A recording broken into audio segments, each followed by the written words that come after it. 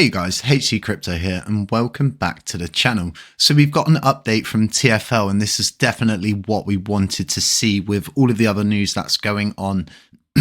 This is positive for us, and depending on how we maneuver ourselves, depending on how we behave as a blockchain and kind of how we get ourselves organized is going to determine and dictate our future in the crypto space. Now, DeFi, I've always said there's only room for Luna or LUNC. And I said this for a long time.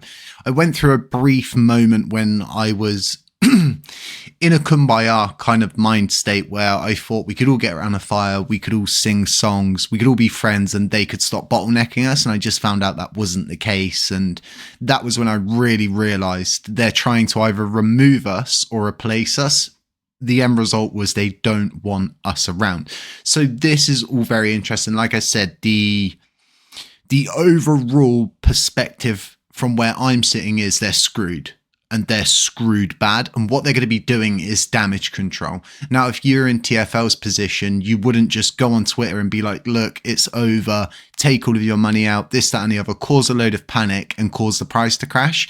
Their assets are all tied up in their native assets, right? So these are all tied up in cryptocurrencies that if they did that, it would dump the price, then their assets wouldn't be worth as much. So what everybody needs to understand is you, as a person on the Luna blockchain, are probably exit liquidity at this point. And this tweet that they've just put out really gives us a good sign as to what's going on. Now, I do go through and I do look at the comments as well for certain things that you guys are interested in. I look to see what people are saying and stuff like that. And what I find really interesting is the fact that people are like, oh my God, you know, you've called out Strafe, you've called out Frag.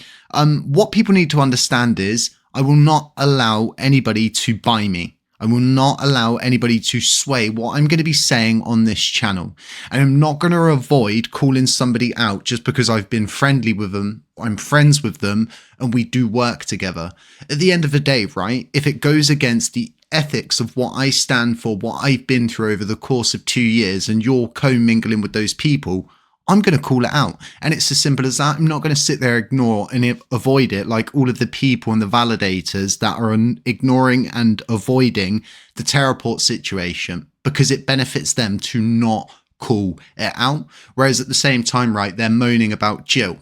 But Jill and Terraport are the exact same in this situation. So let's keep moving it forward. I just wanted to touch base on that. I thought it was really interesting. I'll be getting a podcast together soon, so I think you guys enjoy that quite a lot. So attention Terra community, due to the recent court ruling, TFL is making changes to its operations moving forward, including active liquidity provisioning and access to TFL products in certain jurisdictions. Yes, this is it. It is beginning.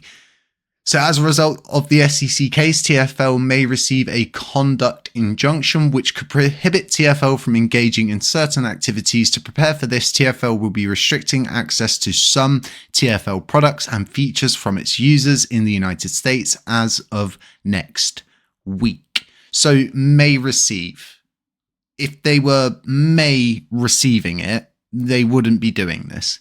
So TFL understands that this is frustrating news for its users in the US. TFL is against geo-blocking as a matter of principle, but under the circumstances has no choice. Open source projects that TFL contributes to, such as the Terra blockchain and Alliance, will not be affected. In addition, TFL is required to withdraw liquidity from its positions on Astroport, White Whale DeFi, and then URAXYZ. All liquidity provided by TFL will be removed starting tomorrow, April 26th. A breakdown of liquidity provided is found in the following tweet. So this is a lot of funds that are going to be moving, and I'll comment on this just after this. So TFL has provided liquidity to the following pools, prices from CoinGecko and CoinHall as of 5 p.m. today. So on Astroport, they've got $4.65 million of USDC Axela. They've got 3.6 mil of BTC Luna, ETH Luna 3.4 mil, Astro CW20 Luna 1.15 mil, BNB Luna 1.35 mil, and then Sol Luna 1.2 mil. And then we've got loads more in here. We've got more on DeFi, White Whale DeFi. which is all really interesting. Now, as you can see, right, they are preparing, and any Luna withdrawn from these positions will be held in the TFL multisig through the bankruptcy proceedings. So basically, they're having to get all of their assets in one place where they're accessible and they can easily liquidate them, because through these bankruptcy proceedings, and if you think about it, CZ Binance looking at 3 years possibly in jail.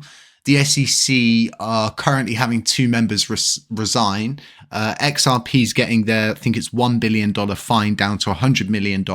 So nobody's getting off light in any sense, and TFL have been caught bang to rights. So if anybody thinks they're going to be lenient on TFL, they're not. TFL doesn't have enough there to cover all of the fines and everything that's built up in junction with all of these court proceedings and stuff like this. So once again, all of those who are kind of hanging on to a thread of hope, TFL have been getting rid of staff. They've got rid of Ivan. They've been getting rid of other people. And what we're now starting to see is these people talking about Luna Classic, poking their nose in Luna Classic and trying to get involved again in Luna Classic. And once again, the more the merrier. The more good validators we have developing stuff that you guys are going to be happy with, you're going to support and you're going to want to see pushed forward, that are really pushing this chain to the next level, are the ones that you really want to see come back to this blockchain. They're the ones you really want to support, because they're the ones who are going to continue to build stuff instead of going on Commonwealth with ChatGPT written proposals and kind of pushing those things out and repeg after fake repeg after fake repeg. We need vision. And we need visionaries. And I've said this from the very beginning, but all of this is very bullish news for us. Now, what I want to point out here is we're probably going to see some price action. And you're saying, hey, Jay, why are we going to see price action? They're selling them. Isn't this going to dump the charts? Well, yeah, probably. We're probably going to see a dump, but first we'll see a pump. We'll see, I think, a nice little price movement, even if it's 20, 30, maybe 40%. I don't think anything crazier than that. If we do, awesome. If we don't, we expected it, but they're going to be moving all of this liquidity around. Moving liquidity around generates volume. Volume generates price movement. Price movements make us happy. So if you do see a bit of price movement on the chart, it's coming from this and them specifically moving a fair few $1 million of liquidity around. And you would sit there and you say to yourself, well, this is Luna, not LUNC. Will it affect us? And I would say, just be prepared, because yes, our prices have, and they do, move in tandem with one another. If one dumps, the other dumps. If UST pumps, the other two pump, and vice versa. We move in tandem. Something to understand is BTC has been going down. It's been moving sideways, but eventually it is going to start to push upwards. That's my personal perspective on things. And yeah, it's a really interesting time with what's going on with CZ Binance. He is like the grandpappy, I feel, of Luna Classic, because he gave us a lot of guidance in a time when there wasn't a lot of guidance out there. And I really remember that. And hearing that he's going to spend possibly 2 to 3 years in jail, it's really sad. But at the same time, we need to understand, right? They're still burning LUNC. He's going to jail and they're still burning LUNC. So there's something weird going on. And it's far deeper, and I'll keep pushing on this point. It's far deeper than any of us could ever fathom. And I don't know what it's going to take for this bucket to fill up to the point of where they're going to empty it, so to speak. But it's going to be really interesting, because they've got a new CEO and they're still burning. He's going to jail. They're still burning. He's going through all of this stuff and they're still burning. So if you haven't caught my previous video today, do go back and check that. It seems that the person has just gone straight ahead, put this up for deposit, which is kind of annoying, because I wanted to see, I should have really commented my feedback on the proposal, but I'm more or less just excited to see all the validators show their true colors. But I did want to see a couple of edits to this. Honestly, I think this is the first step and the most easiest step to try and push on, because if this does pass past that point, right, you can hold people actually accountable for what they're doing wrong. Whereas where we're at right now, you can't really hold anybody accountable for something there's no rule against. So although this seems like a text proposal, it would be manual, it's manual enforcement. I think there's a lot to it. So it is a deposit. I'm going to put $1 million LUNC towards this. You need 5 million to get this thing out of deposit and into the voting stage. So like I said, I'll put $1 million towards this. I'll leave a link to it, and hopefully we can help this guy out we can get this up and we can start to push on what's important. Because like I said in the previous videos, right, as soon as that proposal got rejected, it's completely forgotten about. Nobody cares about the DCM. No one cares about the double noding anymore, and it gets forgotten. So let's get it in the limelight. Let's get it up and let's get them writing articles about it, because it happens every time. Every time there's a proposal and we talk about it, we vote on it, what happens? They write articles about it, even if it's just raising the minimum commission, which passed, by the way, 2.5%, no more 0% commission rates. This is great. It's the first step. Maybe we can step this up to 5%, but they write articles on it and it gets out there. So this in itself could lead to a point of where they write articles about it and it raises even more awareness about the double noding, the network noding, and the tomfoolery that is going on this blockchain. So it's all really interesting stuff. I'll try and leave links to everything I've gone through here in the description. I will leave a link to this as well with CZ's whole situation that's going on. Just know, right, he's done the right thing. He's gone head first into this, and this is what I kind of said about DK. If he just went headfirst into this, he'd probably be like halfway to 3/4 of the way through this.